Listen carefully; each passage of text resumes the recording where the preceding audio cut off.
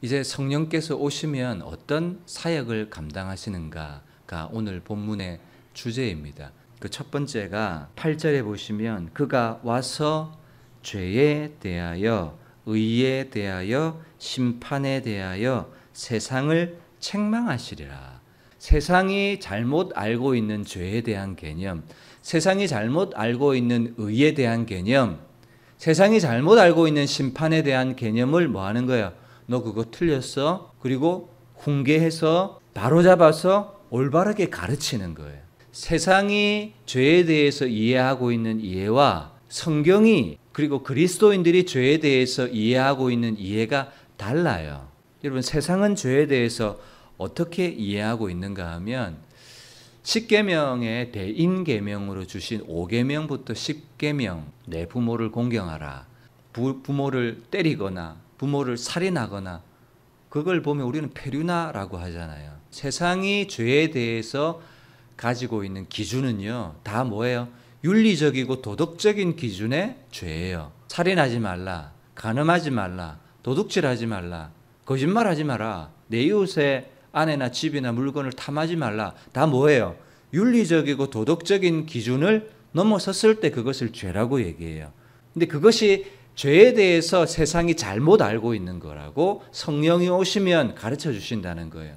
그러면 여러분, 성경에서 말하는 죄가 뭔가? 죄에 대하여라 함은 그들이 나를 믿지 아니하며, 예수님을 믿지 않는 게 죄래요.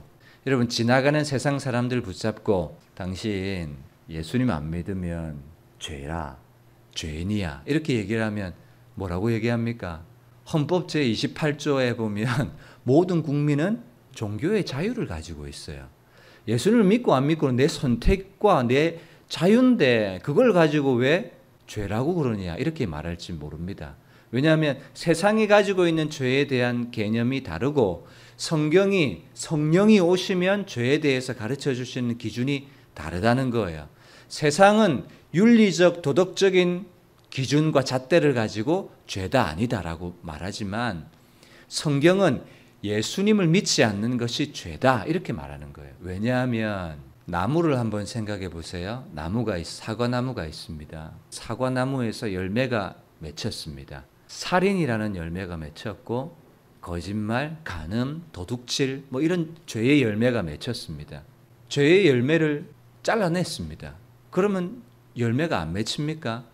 또 맺히잖아요.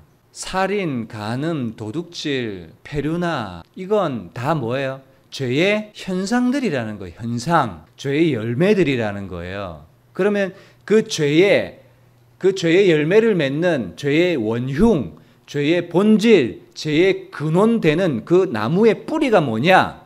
그게 예수님을 믿지 않는 거라는 거예요. 예수님을 믿지 않는 그 뿌리를 가지고 살아가는 모든 것은 다 죄의 열매와 죄의 결실들 뿌리라는 것을 가르쳐주고 있는 것이죠. 윤리적 도덕적인 것들은 다 죄의 열매들과 현상들과 결과이고, 죄의 본질은, 죄의 원흉은 예수님을 믿지 않는 거라는 것이라고 성령이 오시면 가르쳐 주시는 거예요. 그래서 기준과 관점이 달라요. 그래서 여러분, 우리가 회개할 때 예수님을 믿기로 이제 영접 기도를 할 때 A라는 사람은 하나님, 제가 예수님 믿기 전에는 도둑질도 하고 살인은 아니죠. 간음도 하고, 하나님 그런 죄를 이제 회개합니다. 나의 죄를 용서해 주세요. 그리고 이제 예수님을 믿기로 결심합니다. 이렇게 기도하는 것과 예수님, 내가 예수님을 믿기 전에 예수님을 믿지 않았던 죄를 회개합니다 라고 하는 것과, 여러분 차이를 아시겠습니까?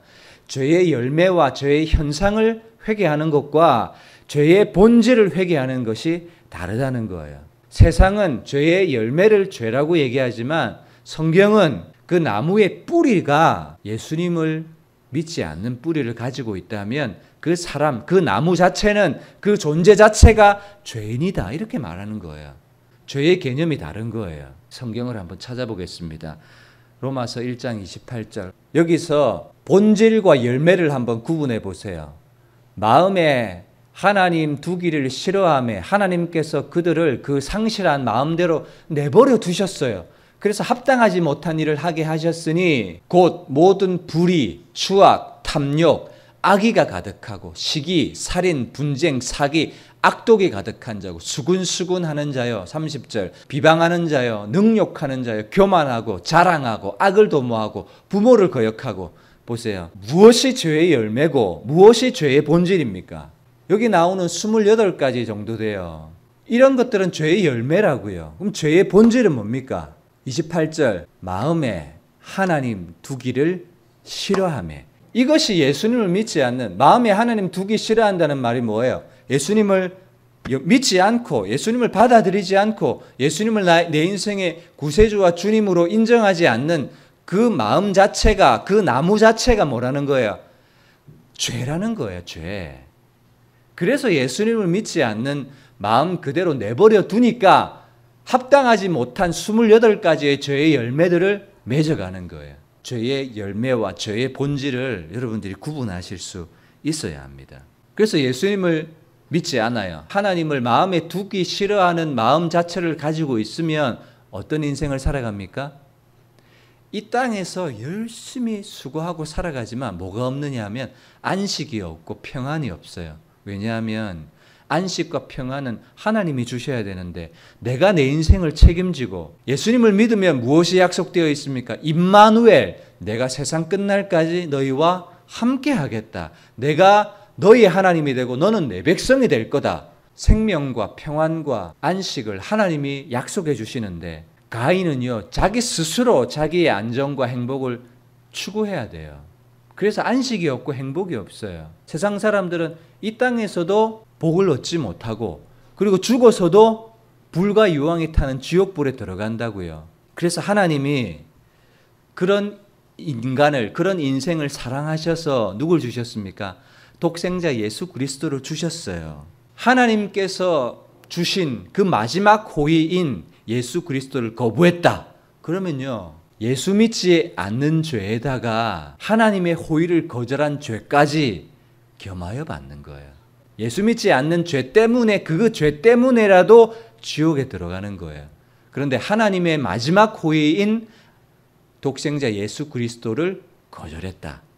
여러분, 그 예수 믿지 않는 죄, 하나님의 마지막 호의를 거절한 죄와 5계명에서부터 10계명까지의 죄를 비교해 보세요. 5계명부터 10계명도 반드시 죄입니다. 그런데 예수 믿지 않는 죄와 비교하면요, 윤리적인 죄, 도덕적인 죄는 이건 죄도 아니에요. 죄가 아니라는 말이 아니라 예수 믿지 않는 죄, 하나님을 마음에 두기 싫어한 것과 비교하면 죄의 축에 들지도 못할 정도로 수준이 낮다 그 말이에요. 그러니까 예수님을 믿지 않는 것이 얼마나 큰 죄인지 성령이 오시면 그것을 가르쳐 주신다는 거예요. 여러분, 제자들이 그것을 어떻게 알겠습니까? 제자들 스스로도 5계명에서부터 10계명을 어기면 죄다고 생각했을 텐데 성령이 오시면 그건 죄의 열매고 하나님 마음에 두기를 싫어하는 그 존재 자체가 죄덩어리라는 거예요. 그것이 죄에 대하여 성령이 가르쳐 주시는 사역입니다.